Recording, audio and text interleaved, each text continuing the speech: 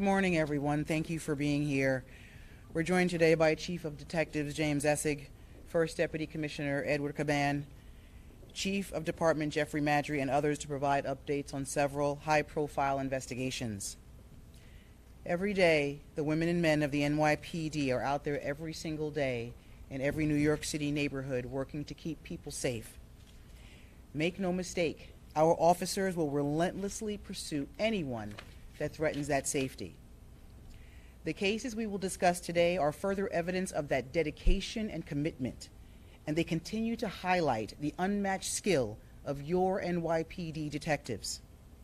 One of these investigations goes back to my first day here with the NYPD, when off-duty officer Keith Wagenheiser, who is thankfully here with us today to my left, and recovered from his injuries that day. He was shot as he sat in his personal car waiting to start his next tour in the 2-5 precinct on January 1st.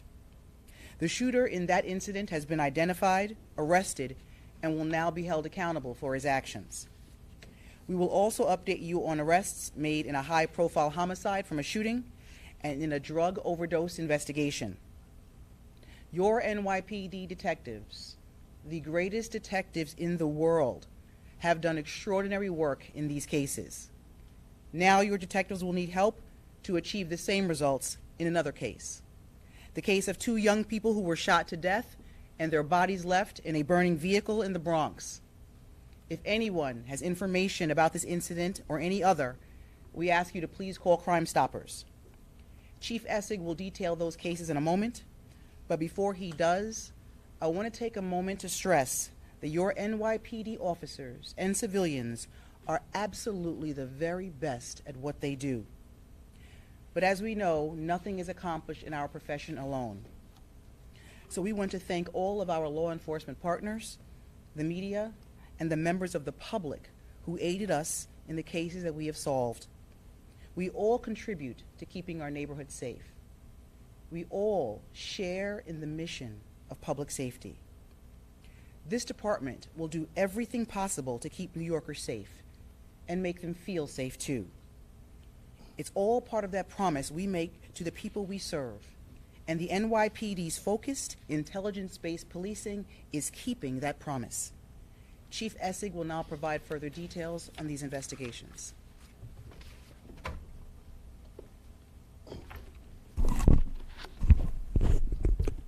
Good morning, everybody.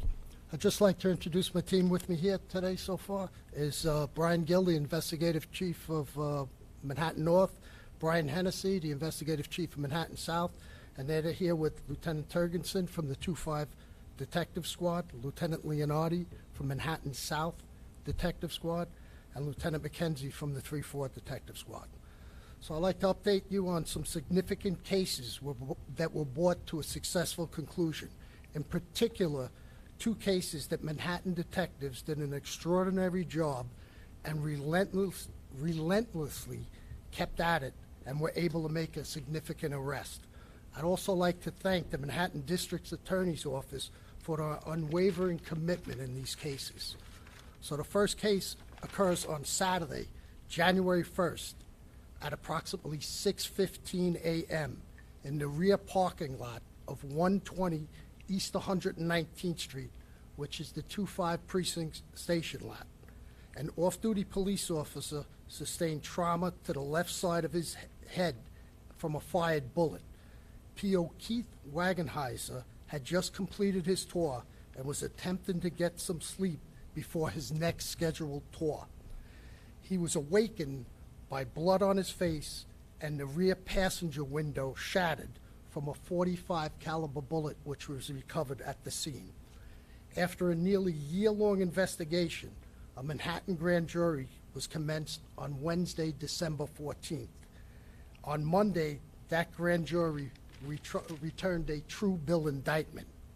Early this morning, members of the Warring Squad arrested and brought into custody a 17-year-old male. He is being arrested and charged with assault in the first degree, assault in the second degree, reckless endangerment in the first degree, and criminal possession of a weapon. This was an exhaustive investigation by members of the Manhattan homicide, and 2-5 detective squad. It began immediately after the incident and encompassed the following steps. We contacted ShotSpotter Technology. We had them do a manual search of all possible missed shots fired detections. This resulted in a detection at 6:14 hours and 21 seconds at 41 West 112th Street, which is the King Towers. We canvassed a canvas of the cameras inside that location, resulted in one male visibly loading a firearm and racking it. A search of the rooftop resulted in a .45 caliber shell casing being recovered at that location. A canvass for witnesses in which persons known to us were able to place that perpetrator firing a gun on the roof at approximately 6:14. On August 27th of 2022, an arrest for a loaded firearm, a .45 caliber, was effected in the 4-6 precinct in the Bronx. Ballistics comparison indicated a link between that gun and the shell casing on the roof. Arrested for that gun was an Anthony Martinez of Kingsbury Road. His next court date is in January of next year. He requested an attorney and we were unable to speak with him. Working closely with the Manhattan District's Attorney's Office and based on video, witnesses, technology, and ballistics evidence, we were able to indict and arrest that 17-year-old and bring a years-long investigation to a successful close. The next case I'd like to update you on is on a violent robbery spree occurring in Manhattan South. We are investigating at least 26 incidents between March 18th and December 8th, with 5 possible fatal overdoses associated with this crew. This is a violent robbery crew in which we have identified at least 5 subjects and have arrested 2 persons during the course of this investigation. They target their victims leaving bars, offering drugs in some cases, then either through force or when the victim passes out, they remove jewelry, money, high-end watches, and phones from their victims. A Manhattan grand jury convened on Wednesday, December 14th. On Monday, it returned a true bill on Kenwood Allen, male 33 years old, of 281 East 143rd Street in the Bronx. He has 17 priors, most of which include grand larcenies and burglaries. The indictment and arrest include charges of murder for the March 18th fatal overdose occurring at 147th Street in Manhattan, murder for the July 30th fatal overdose occurring at 52 Ludwell Street in Manhattan. He was also indicted for 2 robberies and 1 assault connected with these incidents. This is still an ongoing and active investigation, and additional charges may be pending. There are 2 other significant arrests this week. On Friday, December 16th at 9:45 p.m. inside 225 East 45th Street, room 604, which is a female shelter, a female 27 years old was stabbed to death by her roommate. They were arguing over loud music and smoking marijuana in the room. On December 20th, detectives were able to effect the arrest of a Charmaine Crossman, female 43 years old. She was charged with murder 1. And lastly, on Thursday, December 15th at 4:15 p.m. at 144 Nagel Avenue, which is the Nagel Avenue Deli store, a male was shot and killed while he was ordering a sandwich with his 10-year-old daughter. Based on video, it does not appear that these individuals know each other. It appears that the victim was upset because our perpetrator is staring at him. Words are exchanged, which leads to a physical altercation and a shots fired causing our victim's deaths. Detectives were quickly able to ID and arrest on December 19th a Joseph Morris, male 31 years old, of 1 Sickle Street, Manhattan. He has 10 prior arrests in 2022 for harassment and assault, in 18 and 16 for criminal possession of a weapon, for reckless endangerment in 11, and three other arrests in 2011. he was taken into custody without incident. Just lastly, we've had great success in the past with this, and once again, we're asking for the media's help and the public's help in identifying persons and for obtaining information on the whereabouts of persons wanted in connection with the murder of Miss Nikki Hung and Mr. Jesse Perella, which occurred on May 16th of 2022 in the Pelham section of the Bronx. This incident began in the Lower East Side in a gang war between the up the hill and down the hill rival gangs, which encompasses the Rutgers LaGuardia houses, which is up the hill, and the down the hill, which is the Reese Wald Baruch houses. The NYPD is actively seeking any information on the whereabouts of Jamal Sanders, pictured here, and Steven Santiago. They are both wanted for the homicides. We are also asking for the public's help in identifying persons that we believe were involved in the murder of Mrs. Hung and Mr. Peralta. Anyone with information, 1-800-577-TIPS, and the reward is now up to $10,000 for the arrest and conviction. And with that, we'll take questions. Miles? The pattern with the robberies, is that the one, the Hell's Kitchen and the one in the Lower East Side where there's targeting gay men leaving? In this particular case, we know there's members of that community involved in it, but there are members of other communities. We don't particularly think they're targeting gay members. This is based solely on monetary gain on this one. Family members are saying that their accounts were wiped out or something. Yes. Yes. NJ Perkins, ABC. Chief, the shooting of Officer Wagenheimer, what is the approximate distance between where the bullet struck the officer and where the bullet was fired from? So the precinct's located on 119th Street. The King Towers is 112th Street, so you go 7 blocks, about 3 blocks up. It's about 10 and a half blocks. 10 and a half blocks. Yes. All right, so fair to say this was a stray bullet. We believe he went up to the roof, fired one shot off that roof New Year's Day, and traveled 10 blocks, yes. Rocco, Daily News.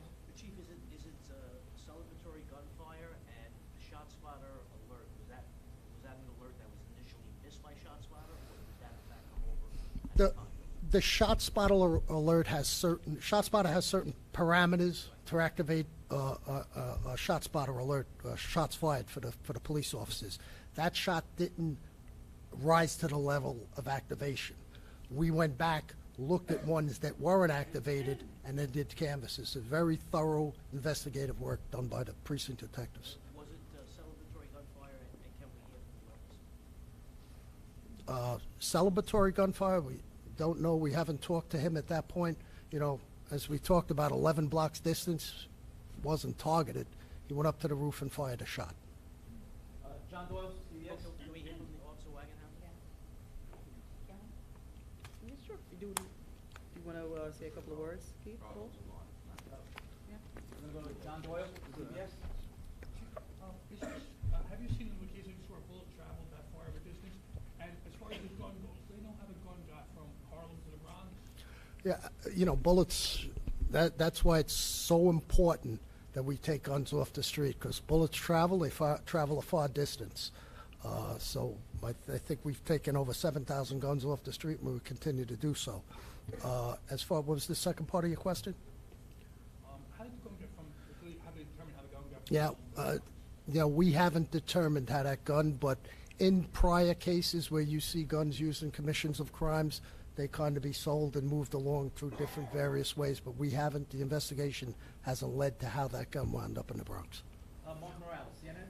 About the crime robbery spree, is there any more details as to whether or not they knew the victims that they were targeting beforehand, so that they knew that they had a lot of money, a lot of resources?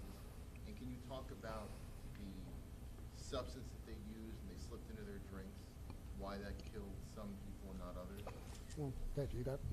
All right, I'll let Dave Leonardo, Lieutenant Manhattan, South Homicide. So as far as the overdoses, we believe that our perpetrators are targeting individuals that are coming out of the bars late at night because they're intoxicated. They're approaching them, offering them, could be a cigarette in some cases. Other cases, it could have been, narcotics if that person, wanted narcotics. We have one incident where they offered narcotics and they didn't want narcotics, so we offered them a cigarette. And at this point, based on our lab investigation, looks like our narcotic is laced with multiple narcotics that was purchased over the black web, we believe, and then made into a cocktail. So it could have been, what was the one? Lidocaine. It was a mix of lidocaine, fentanyl, cocaine, and we believe the lidocaine is what really had the effect on incapacitating these people, to the point where, like the chief mentioned, we had DOAs. How long did it take for them to be incapacitated? Like immediately, or? Almost immediately. So the lidocaine had almost an immediate effect. Like the chief also mentioned, we had multiple cases, over 26 cases, pretty much all the same. It's just that in particular situations, 6 individuals lost their life. Julia Papa. Yeah, stay there for a second. Are you looking for other people in connection? It's an ongoing investigation. Is Allen the only one charged, and who are the murder victims? So we're not gonna do names right now. Kenwood Allen was arrested yesterday, and he's charged with murder. Is a second person charged as well, or was It's an ongoing investigation. I can't comment. When was he arrested? He was arrested yesterday Where? at his residence in the borough of the Bronx. All right, we're gonna do 1 or 2 more. Miles Miller. Sorry, just 2 on the same topic, if you can stay up there.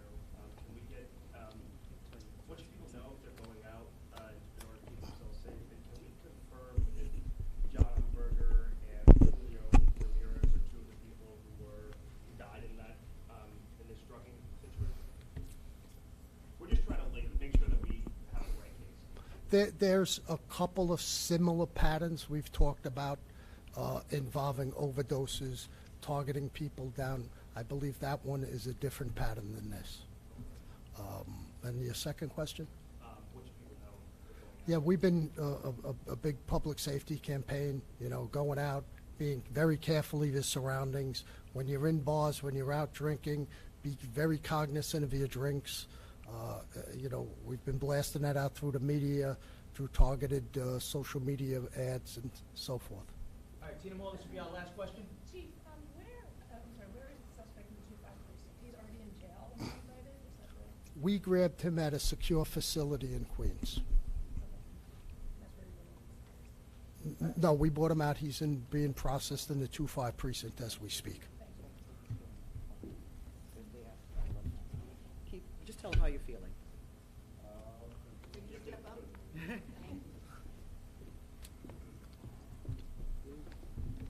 Hello, everybody. I'm doing pretty good.